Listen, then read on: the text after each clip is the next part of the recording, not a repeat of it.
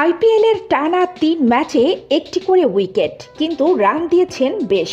মোস্তাফিজুর রহমানের বোলিংটা অ্যানালাইজ করলে এটাই ধরা পড়বে, সর্বোচ্চ উইকেট শিকারের পার্পল ক্যাপ পাওয়ার দৌড়ে পিছিয়ে গিয়েছিলেন। সেই মোস্তাফিজ ছন্দে ফিরতে বেছে নিলেন সানরাইজার্স হায়দ্রাবাদকে। কিপন বোলিংয়ে পার্পল ক্যাপের লড়াইটা জমিয়ে দিলেন বাংলাদেশের এই বাঁহাতি কাটার মাস্টার, আর স্বস্তি ফিরল মোস্তাফিজের ফ্যানদের।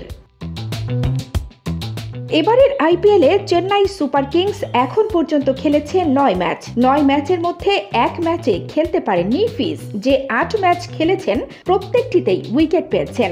৮ ম্যাচে এখন তার উইকেট ১৪। মোস্তাফিজের সমান ১৪ উইকেট পেয়েছেন জসপ্রীত বুমরা ও হর্ষাল প্যাটেল। ফিজের চেয়ে ইকোনমি ভালো থাকায় সবার উপরে বুমরা, হর্ষাল ৩-এ। পার্পল ক্যাপের দৌড়ে বুমরার সঙ্গে কদিন আগেও সমানে লড়াই চলছিল যুজবেন্দ্র চাহালের। সেই চাহাল সবশেষ ৩ ম্যাচে পেয়েছেন মাত্র ২ উইকেট।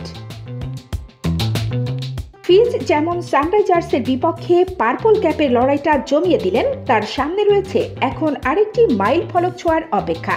সাকিব আল হাসানকে ছাড়িয়ে বাংলাদেশি বোলারদের মধ্যে আইপিএলে সর্বোচ্চ উইকেট শিকারী হতে ফিজের প্রয়োজন মাত্র ৩ উইকেট। আইপিএল ইতিহাসে সাকিব পেয়েছেন ৬৩ উইকেট, ফিজের উইকেট ৬১। পরশু পাঞ্জাব কিংসের বিপক্ষে চেন্নাই খেলবে নিজেদের ঘরের মাঠে। সুযোগ পেলে ফিজ হয়তো ছাড়িয়ে যাবেন সাকিবকে। দেখা যাক এখন কি হয়। কানিজ ফাতেমা, খবর সংযোগ।